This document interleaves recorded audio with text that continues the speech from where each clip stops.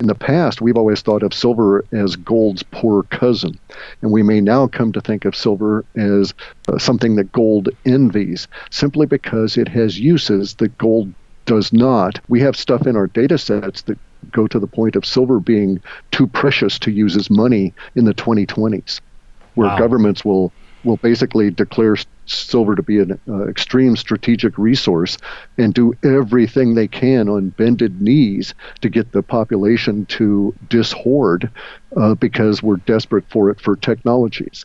It's been 115 years since investors had an opportunity like this. The Rockefellers, the Vanderbilts, and Henry Ford made a fortune from the last energy-powered vehicle revolution. Let's seize the moment in the hottest sector in the world right now. Visit crushthestreet.com/win. Hello, everyone, and welcome into crushthestreet.com. I'm Kenneth Amaduri, and I got a special treat for you today. Clif High is on the line. Yes, the one and only Clif High of halfpasthuman.com, the man behind the WebBot report. And he creates these reports through what he calls predictive linguistics, collecting data from all over the internet, all over the world. And he analyzes this data and is able to make some pretty accurate predictions of what is to come in the future. And one of those things that we're going to be talking about today, among other things, is Bitcoin. Eerily predictive of Bitcoin. We're going to talk about the election, precious metals, and even a coming ice age. Yes, there's a lot of data on this, and Clif is going to go into this detail. First of all, Clif High, thanks for joining me. Well, thanks for asking me. Very nice. Sir, let's start off. We have the inauguration here in a couple of days. And, I'm just curious, what are you seeing right now with your data collection that might suggest anything that could potentially go on regarding this inauguration of Donald J. Trump? It's kind of an interesting question for us because I get the kind of question frequently, and I was asked about whether or not we had assassination language and that sort of thing. And yes, we do, but only because it's out there and being generally discussed in an open fashion. Now, our problem with that is that my whole system works on nuance. So the language around the inauguration is all extremely emotionally intense one way or the other, with very little gray area in between. And it's the gray area where we fish around and pull out any prescient information about the future. So insofar as the language I have about assassination and all of that, I've got tons of it, but it's not meaningful within our system. Just because of what we call the propagation effect within the internet, which I'm sure you're aware of and suffer from, where you find your own videos being taken and propagated and redone years later, this sort of thing. It just keeps going and building, if you will, an information pyramid underneath you that can be very distorting to our particular view of how language forms and so on. So I don't have anything that alarms me relative to that. And what I do have, because our system is more or less batch oriented, where we gather a lot of data and then have to sit around and fish through it, like I say, and it's not a real-time system in that sense, I have a view from last month of the particular time we're in now that shows all kinds of chaos, especially around the inauguration.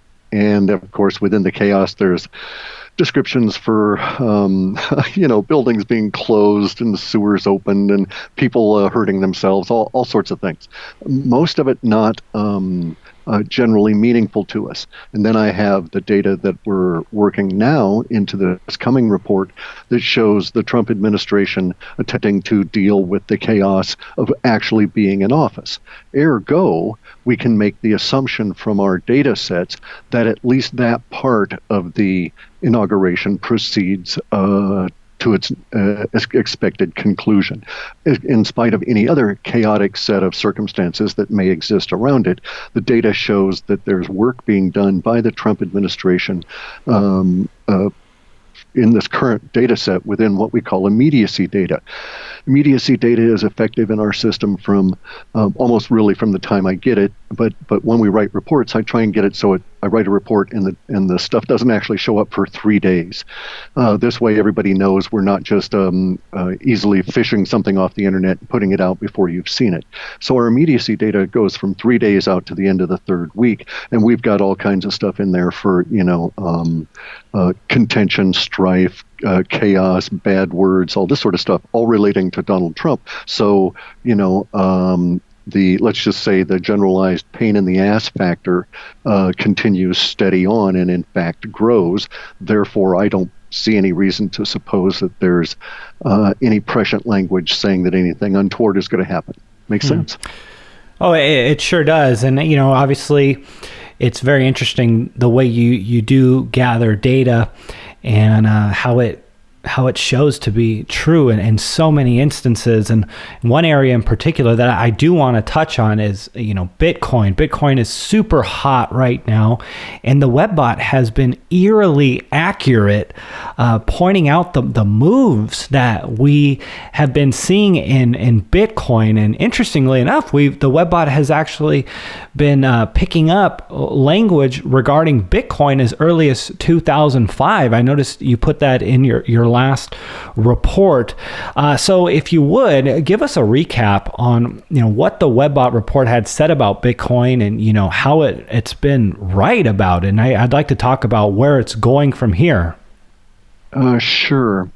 Bitcoin's a weird kind of a subject, okay? Because when I first started doing this work in the early 90s, when I came up with the idea in 1993, and it firmed up in my head on the airplane ride back from the earthquake in Mexico City, where I'd been doing some consulting. That was in September, I believe, probably September 11th of that year. And I was thinking about this kind of stuff. And when I started running my first experiments, one of the things I tumbled to was the idea coming out of the early data experiments. Before I'd done anything, it was all proof of concept. And but one of the things that came out was the idea that time, it was not as I always considered it. And one of the elements of that time was the ability to be surprised, if you will, by larger themes that come out of the data when you're looking for something specific. So this continued on even into 1997 when I ran my first full-blown trial, because I'd had enough success with my proof of concept from 93 to 97, and it had taken me 4 years to write all the code. And so I run my first trial, and within all of the other stuff in there that misdirected me, because bear in mind, I was setting up this system because I was going to try and game the emotional response of retail investors and get ahead of them, front run, if you will, on stock purchases. It was just something to do. I was interested in the concept and I needed a goal for it, other than just, because it had to be practical and I had to make a living off of it. So anyway, that was the idea. But so I was focused on economics to start. But one of the things that came out was that I was going to see within the next few years an invention that would be analogous to, in terms of its emotional impact on the social order, analogous to the entertainment and radio of the Depression. Now, bear in mind what happened in the Depression. Radio became the technology and started draining away resources from film. And it was eventually evolved into, its peak, which was CB radio in the 70s, which was a ubiquitous, distributed, destructive to the existing technology kind of a system. So I had all those sorts of language showing back up again with a no particular pinpoint. And then as we went along in the data, in the process of growing the system and working out all of the postulates and the corollaries and the principles and so on, around 2005, I started getting hints of that the soon to emerge part of that equation, which would be the invention component that would be, as I say, analogous, would have the same emotional impact on the social order in general as radio and entertainment had had since the previous Depression. And so I was on the lookout for it. And then 2009, the white paper is released, and being a coder, I read that and thought, boy, I could code the hell out of this. It'd be perfect to mine. And that was, and then also I instantly knew that we'd solved the double spending issue, and therefore this was the invention, even if it looked like the flakiest thing anybody had ever seen.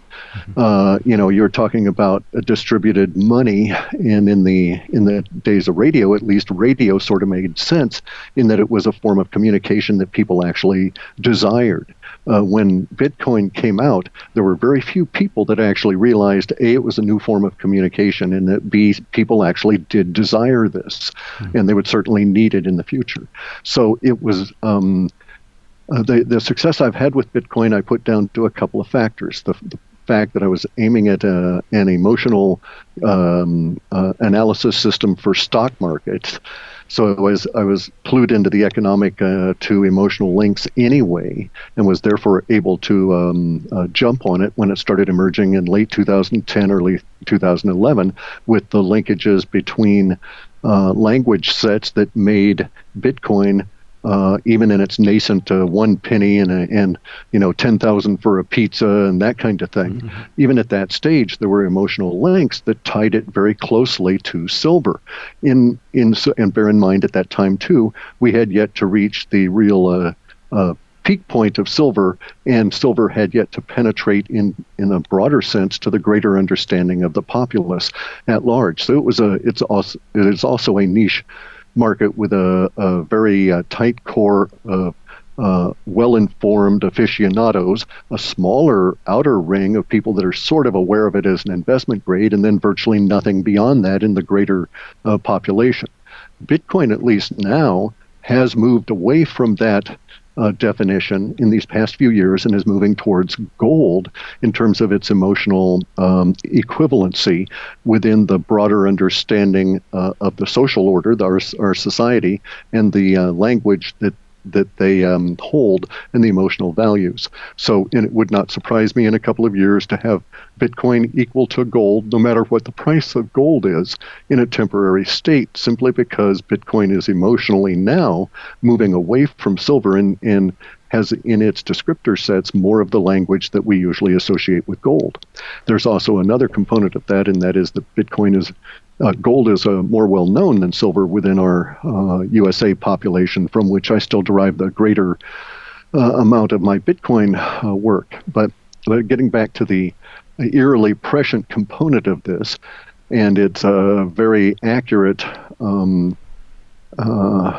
ability for forecast since probably July of 2015, when Bitcoin was in the $200 range. That's when I started getting indications in the data that I should stop thinking of Bitcoin in terms of US dollars and start thinking in terms of RMB. And the yuan, the Chinese yuan. Right. And at that point, the numbers started reconciling and making sense, and I was able to fine-tune my algorithms because I realized I was certainly picking up greater emotional complexity and emotional sums from the Chinese spiders than I was from the English-speaking spiders. And therefore, my Chinese sampling was turning out to be the better set to deal with. Again, that sort of makes sense. Sure. So since 2015, we've essentially allowed the Chinese sets to dominate what's going on with Bitcoin. And so China is really interesting because of the way their language works and the idioms that they speak in, and their imagery. Their imagery is able to come through very easily, whereas text speak is difficult to take through in our particular system. So we get a lot of flowery kind of language that translates very easily into Chinese and gives you an emotional view that you can assign to time. And that's how we've been able to make these predictions that are accurate in the patterns and get the patterns to within a couple of months of when we think they ought to start. Well, I'd like to touch on that if you wouldn't mind. Sure. 888 was a big price target, 1088, and then off to 1488. Let's talk about some of these numbers and, what you think might happen going forward here. The data sets are showing, digits don't really come through. In our system, we throw them out. So we use expressed numerals, that is spelled out numbers. And we get a lot of that in Chinese because of the way that their language is structured. They have a tendency to write the number out more than express the digit. And so this has been very good for our accuracy. I actually should have at one point said it would go as high as 1130-ish before coming back down to 888 to hover around there. It's difficult to know how much to provide in the reports because my audience is rather diverse. And so it's not just trading community guys that are interested to know this amount on this date kind of a thing. We have people that are interested in the general trends and at a much larger, longer time frame. And so for Bitcoin, the data sets show that we have a certain number of days that are going to pop up in early February that will express a temporal echo to what we've just been through in terms of the push on Bitcoin. So there's a lot of prescient data within the Chinese spiders that suggests that the central authorities of China are in the process of preparing their population for a number of major economic periods, not events, but periods of time. Bear in mind, the central authorities of China have to deal with, in a good year, 75,000 riots in which there are fatalities and destruction that equals at least $100,000 US dollars in damage. And many of the fatalities are in their military or their police trying to deal with it. So they have 70,000 of those in a good year, and they've not had too many good years in the recent decade. And so they're very concerned about the economic well-being of the populace, and they don't want them to be blindsided. So what they've been doing for these past number of years is encouraging their populace to shift into gold and silver at a personal level, and encouraging institutions and corporations to think about a dollar-absent world. And in doing so, they've let out all kinds of prescient language that now we're able to say, the recent moves Chinese have been making, central authorities have been making relative to the exchanges are forecasting or telling us that China is about ready to adopt within the language we get this, as the discarded nephew, Bitcoin. So the discarded nephew relates to a popular image within China in this epic tale that is one of their sort of creation stories called The Journey to the West. And within there, the discarded nephew is the person that is mentored and taken along, and to some extent is the exposition within the story, the point of saying certain things to the audience. You say it through this particular character within that story. And so the implication is that the Chinese authorities are going to mentor Bitcoin and mature it. And so this slides in with our thinking that there's going to be a period of echo here in early February that will see the rise of Bitcoin again in price, which will start off on get us through this 1088 gate and head us towards 1448. And in that getting there, there's going to be a bunch more of these crocodile teeth days where you'll go up a bunch and come down a bunch, such that on the chart it ends up with all these little spiky things that are in a generalized uptrend. But within each and every day, you're going to get downs that may be take you down to the lower than the previous day's close. But in general, the whole trend is upward. I'm not a chartist, so I really don't know the terms to explain it other than that. But the general trend upward will take us to where we're going to have these what we called strange attractors, because I have no explanation for them as to why Bitcoin should want to go from 408 to 428 three times in a particular pattern over, I think it was 4 months, and there it was done with it, and we've never seen 428 again. I have no reason to know why it behaved as it did in the 650s around 658, nor around 888. So we just call them strange attractors like the quantum physics guys do. And because for whatever reason, Bitcoin does things and hovers around there. What we're doing now, according to the data, is we're defining the word dither, D-I-T-H-E-R, which in one of its definition, you can dither around. That is to say, you can spend time in an activity, and it can be called dithering. Dither is also an interesting word because it has a technical meaning, as in like the Bayer dither or the Tompkins Hart dither, which are particular kinds of numeric algorithms for expressing things on the screen.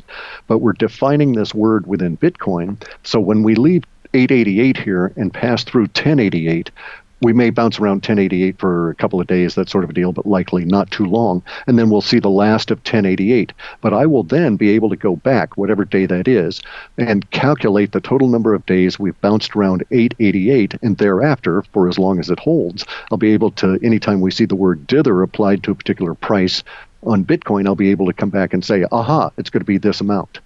Wow. Make sense? Well, I don't understand your system. I to a degree I do, but it is incredible the way it has been able to predict in these movements that the $400 range, $650, and then $888, and going forward here, I'm very excited. I'm very excited in general about Bitcoin and where it's going.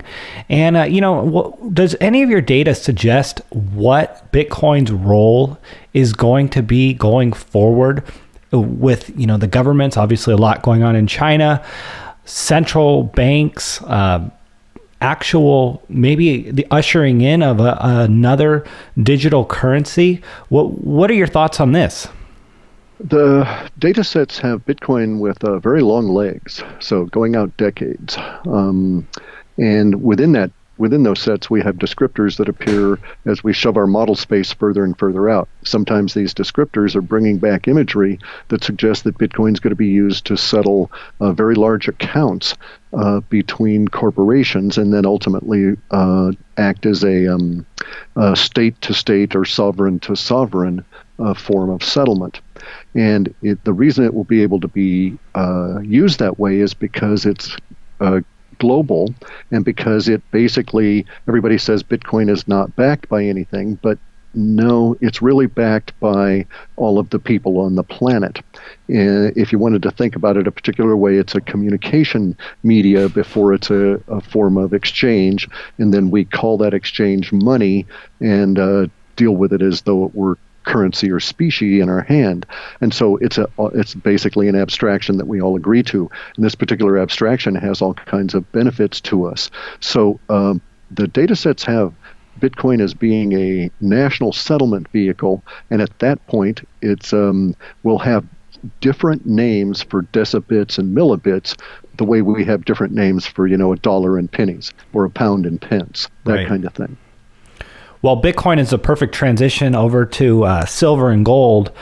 And in the last report, you talked about $1,000 Bitcoin and the impacts, how it will correlate, with the price of silver and gold. And I need you to explain it because I know I didn't do it justice. So please elaborate on that. And it's not, it is indeed correlation. It's not cause and effect. So there's no direct causal link between Bitcoin and the big takeoff in silver and its gapping. There are correlations.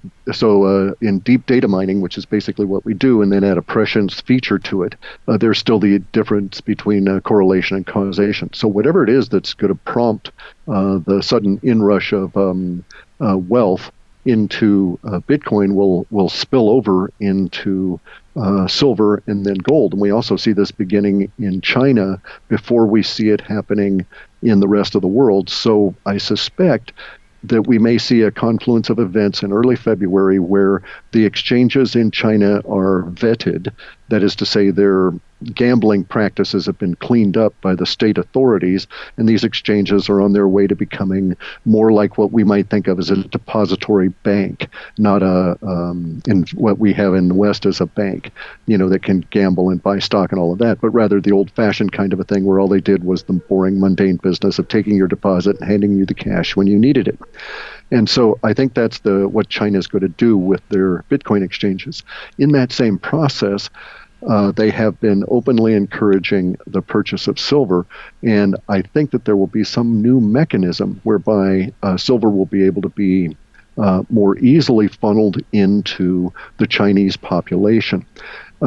I say that because we have long-term data sets that show a linkage between southern Mexico and China, where southern Mexico will be supplying 24/7 as much silver ore as they can possibly get out of the ground and shipped over to China.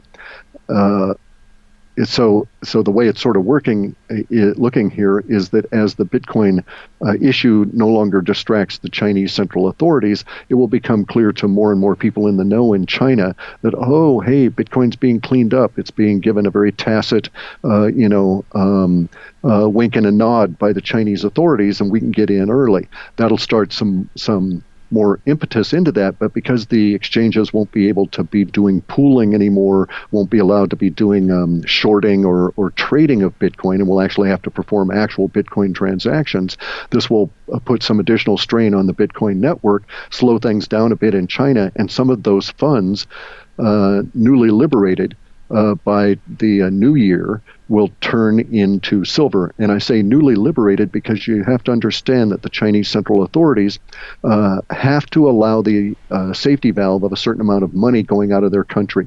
And they know that they're going to have this bleed until they change things, and they're in the process of engineering that.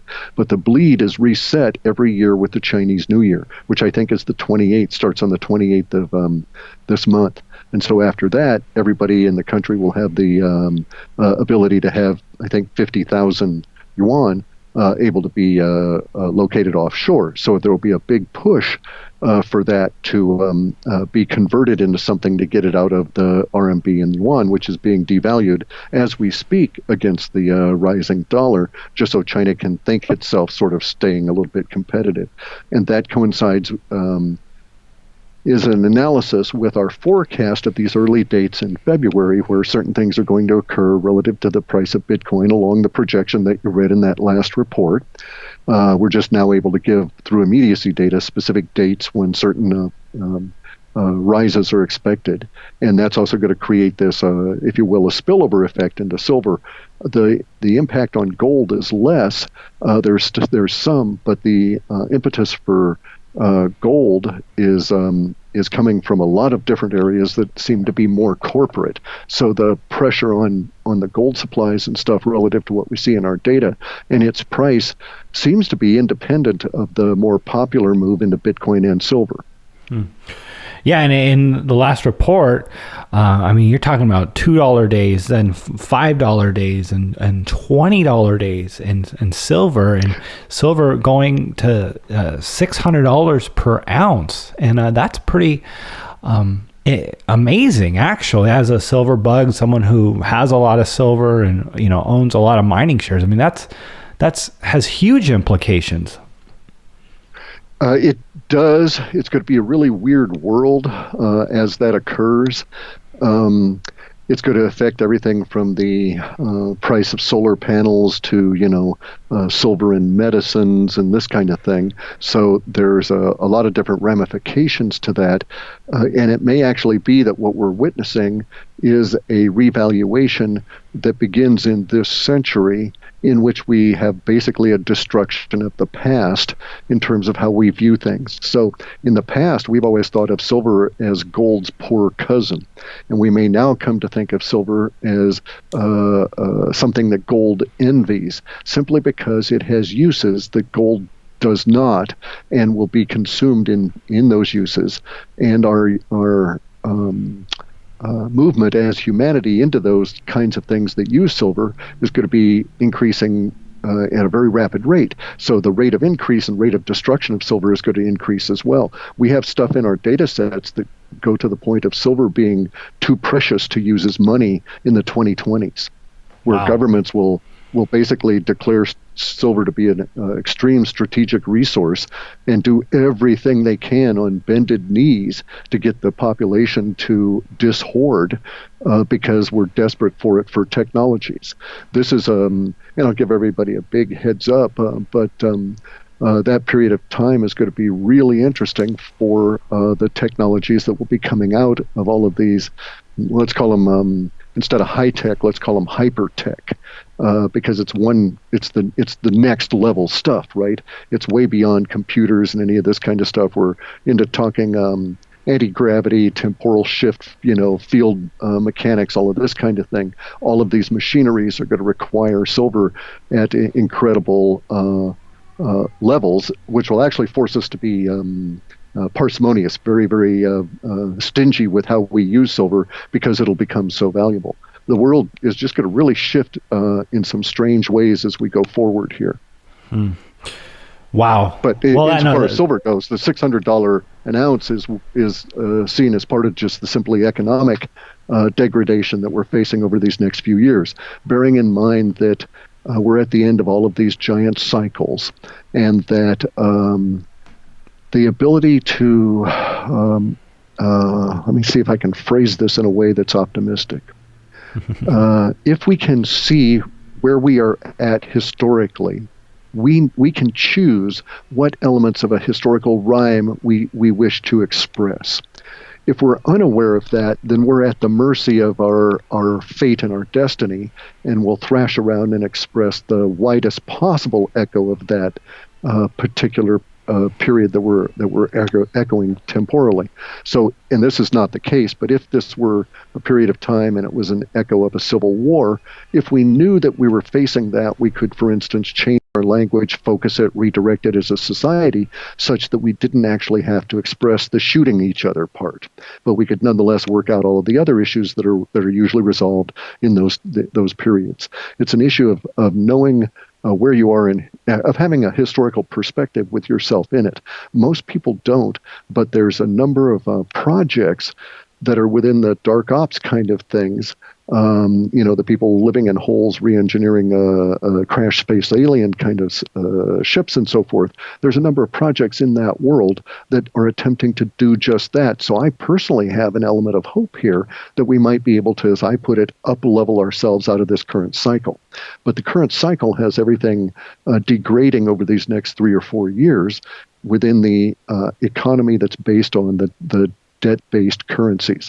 And we're seeing that now. We're seeing them push us, by them, all the people that are in Davos, and are there willingly, are pushing the rest of humanity towards this cashless vision they have. And that's not going to work. They think it's going really well for them now in India, and they don't have a clue what it's going to be like once the a confluence of events occur in March, and from that point on, then the folly of their ways will be seen quite clearly, and you'll start seeing the panic within our system here as the Federal Reserve realizes their Indian experiment has gone horribly, fatally wrong for them. And it's that point in this part of 2017 that we see this movement within the wealth going into Bitcoin, gold, and silver that's entirely independent of what's going on in the debt-based currencies and all the debt-based equity or shares markets, because it's not equity. You don't have equity in there. It's just a mutual exchange of debt. And so it's kind of this weird divergence or bifurcation, which we really wrote about in December's report.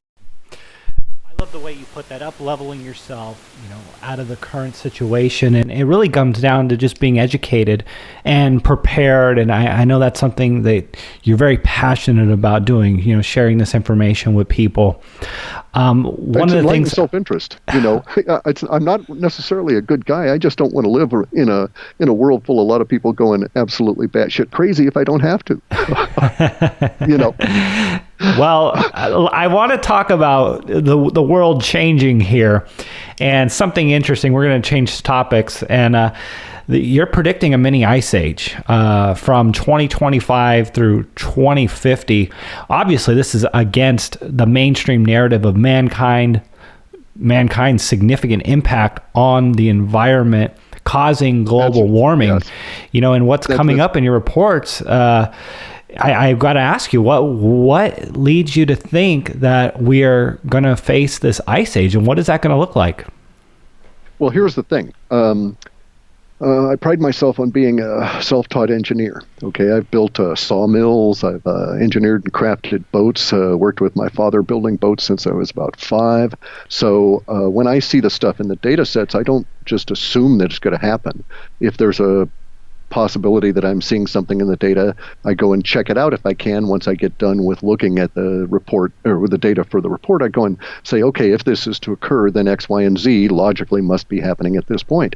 And so in the case of the ice age, way back in 1997, the first full run I did, I was looking for Stanford University Network. That was just my target stock I was going to go on because they were hot. There were a lot of retail people that were investing, I thought, at the time. And basically, I was going to get in the system and use the knowledge to buy some Stanford University network computing stock and then sell it and make money. Well, the first thing that came back was vast quantities of information about our sun having a disease, and which it brought back all this long-term data. And I can go into why that was the case, but anyway, all the long-term data was focusing on this ice age coming up. Now, I'm in my 60s, and I was born in the 50s, and during the 50s, there was a huge debate of all these scientists at the time as to whether we were going to flop Venus or going to go flop into an ice age and go hot or go cold. And the consensus at the time among people that really thought about it very deeply was that we were going to oscillate back, forth, but that so far the planet had never, ever flopped into a Venus kind of stage, because you never recover from those. And so the expectation is we were going to end up as an ice age. And it makes sense. If you just look at it, never in our human history never in history on this planet has it ever been in a Venus-like condition.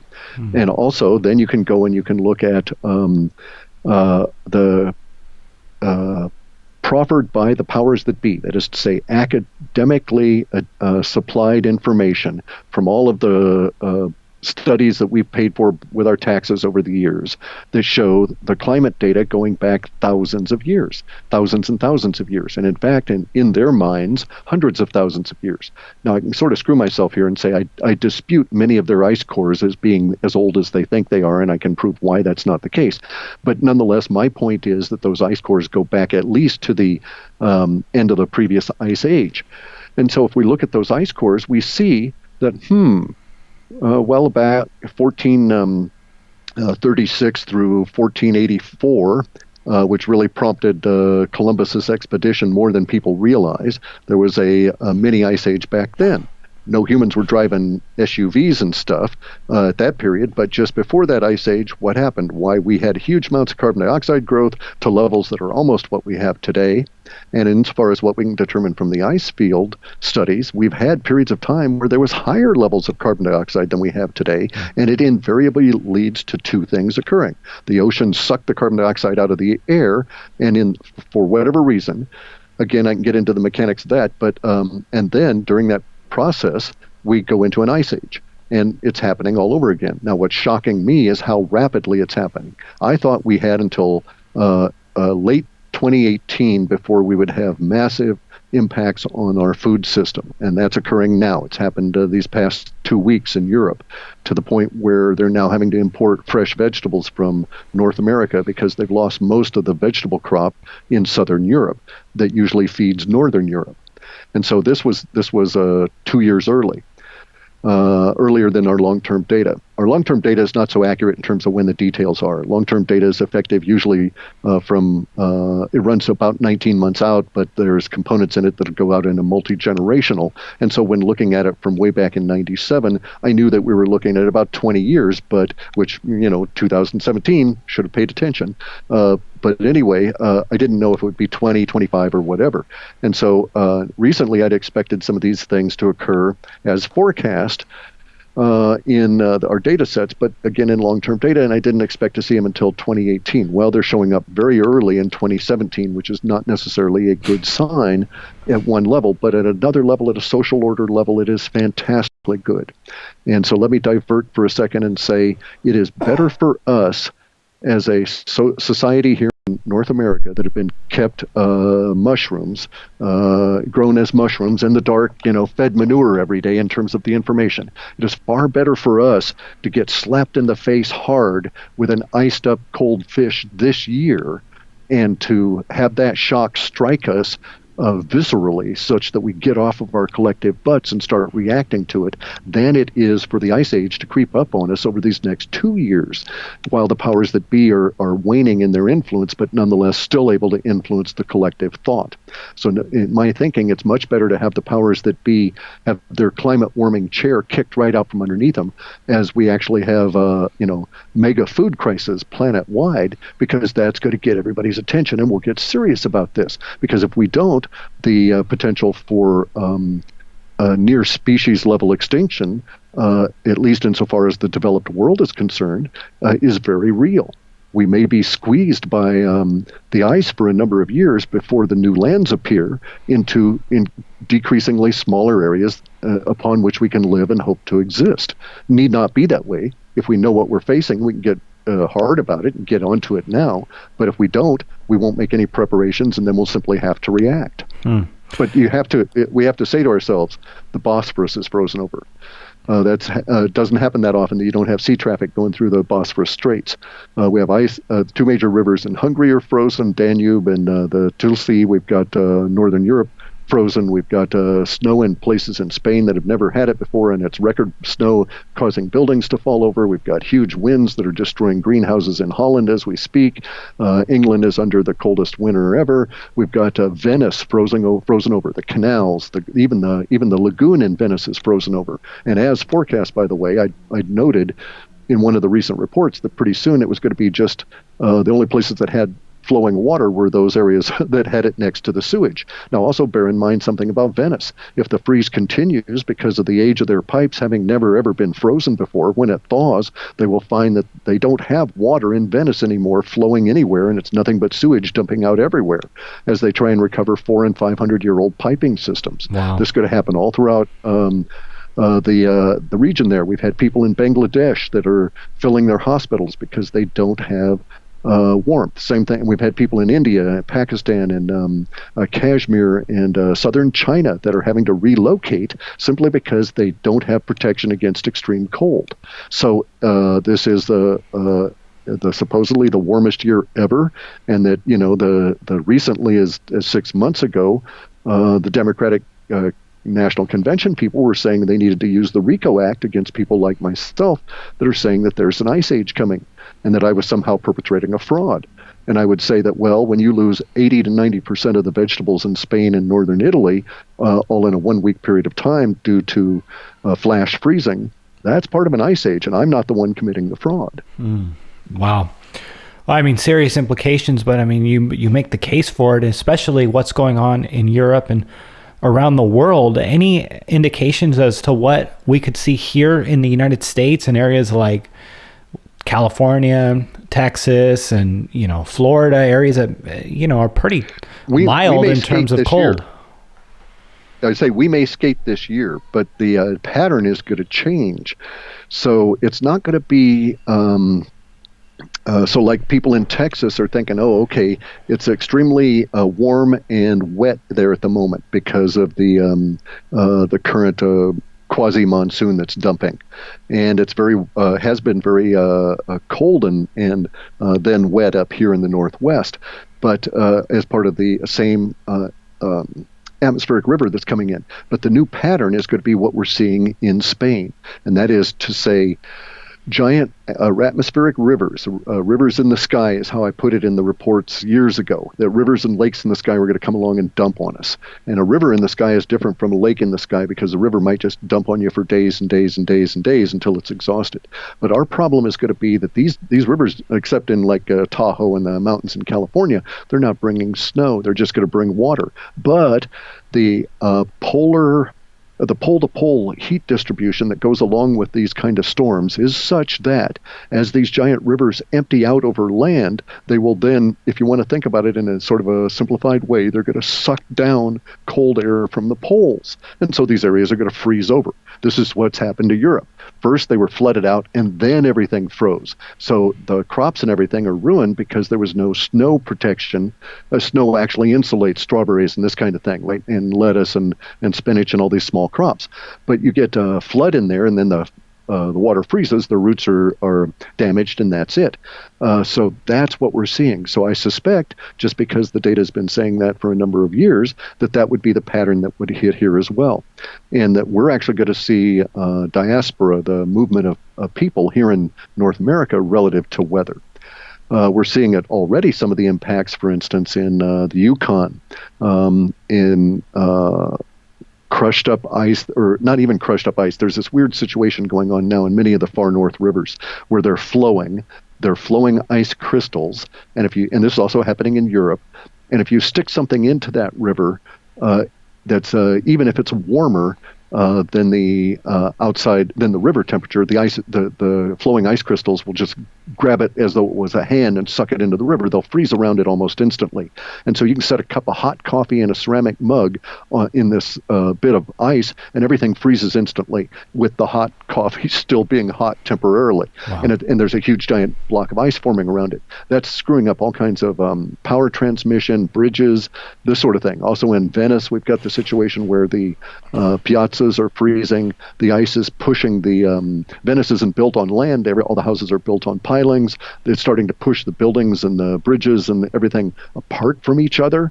And so this is the expectation that we're going to face this for at least, most probably, I would think, the next 30 to 40 years of your life and your generation. So you guys have got to get, we've got to get serious about dealing with this and planning for how we're going to cope with these kind of things. Well, this is going to be a complete curveball to conventional wisdom, conventional understanding, considering what we all understand and hear from the mainstream media, which is we're getting hotter. That's this ice age information is not being told to the average person, and it's going to be such a major shock. And then you throw in the economic collapse on the horizon. It's just this huge perfect storm that's on its way. It's just that way too, though, from the 1930s. And if we look at it, it's a temporal echo.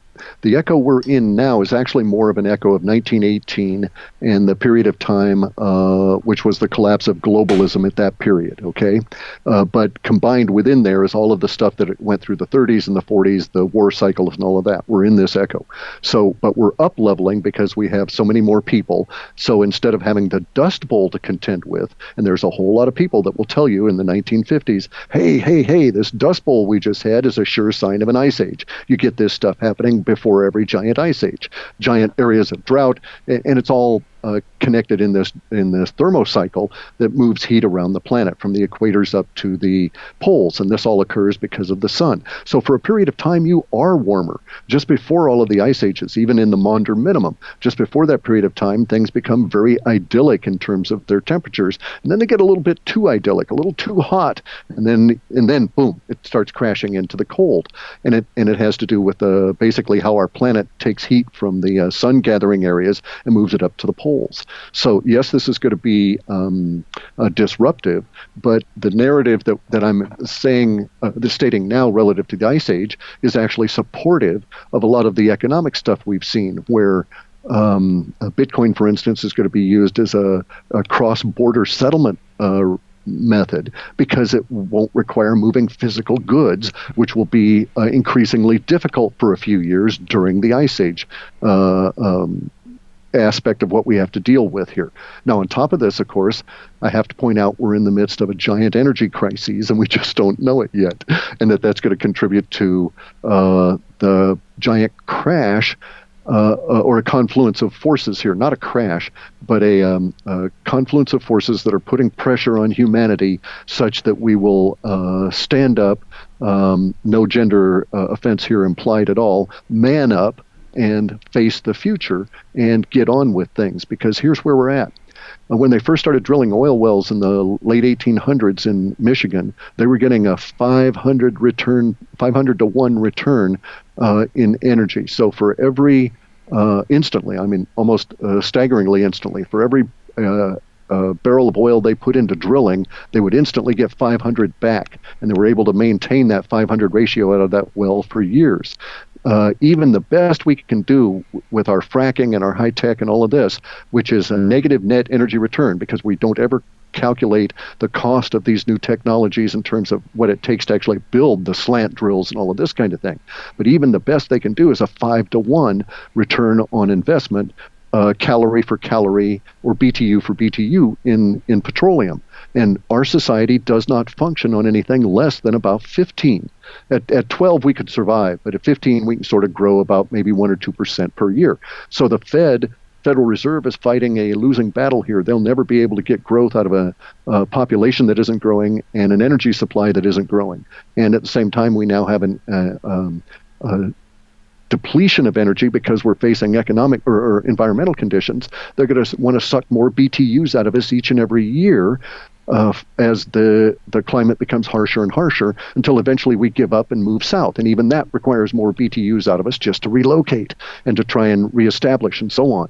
So, and it won't necessarily work because there's no guarantee that the glaciation patterns that we're going to see in the future are going to match those of the past. And in fact, a lot that will argue they won't. But we'll have to contend with it as we go along. This is not seriously doom and gloom because there's sort of benefits to this. I won't see them because I won't live long enough, but in your lifetime, you'll see land bridges. You'll see so much land exposed around Cuba that ancient civilizations will be able to be, explored and all of their material taken out. We'll see land bridges that will connect India to Sri Lanka to Ceylon. All of this kind of stuff will occur again as these vast rivers of moisture in the air dump snow onto the planet that never melts. And so we start building up glaciers, the oceans retreat, and Bob's your uncle, you got a new landmass to deal with. But you can do things with it. So at the moment, we're going to be squeezed in our technological society, and we just need to, follow the Marines' advice of, adapt, or innovate, adapt, overcome, that kind of thing. We're not stupid. We can do this. We just have to up-level.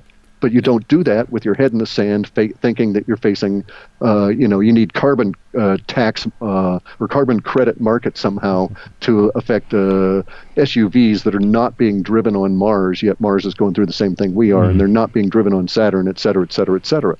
All of the planets are going through exactly the same processes at this time, which is all related to what the sun's doing. And if you actually look at it, our solar maximum that we're in now, that drops down to a solar minimum by 2022, but our solar maximum that we're in now is lower than most of the previous solar minimums. So when we hit and we're talking total solar output that we receive on this planet. So if we're talking getting into the solar minimum in 2022, then it's like, hey guys, that solar minimum is going to be lower than anything we've ever seen, aka an ice age is here. And actually, we're seeing the first of it this year. I'm willing to make a bet of I'll even wager a half of a Bitcoin that we will see places in Europe this year where the snow does not melt all through summer and new snow gets on it before the summer ends. Wow. Well, that's a huge statement right there. Man, I could talk about this for another 2 hours, but we're getting to that point. Clif High, I want to thank you, first of all, for coming on the show and sharing your information and sharing your knowledge with us. Huge implications. Up level yourself. When it's all said and done, I really want to take that away from this conversation today. If people want to, learn more about what you do and access your reports, please let them know where they would go and a little more about what they will find. You can go to halfpasthuman.com. I sell reports there, and when I'm not too busy, I will write articles that may be pertinent to some of the breaking stories that come on out, or some of the deeper memes that are involved. But it's been sparse recently because we've been very busy, mostly because there's been a huge level of release language coming out of everybody since the election period. Things have really shifted in terms of the social consciousness and how it expresses itself. So I've been trying to capitalize on that and scarf up a bunch of data. Yeah. So I've been real busy. But Half Past Human, you can pick up the reports. We keep the cost low and have them going back for a while. And it's all, no BS. When we make a prediction that doesn't happen, I'll be quite happy to say, oh, no, it didn't happen. But hey, these other 9 did. Yeah. Well, it's very, very exciting. Even though a lot of it's potentially bad for people who aren't prepared, it is very exciting to be in the know and understanding what is potentially coming and being prepared. So, Clif, thanks so much for coming on the show with me today. I really do appreciate it. Sure. Thanks for asking. It's great to get the opportunity.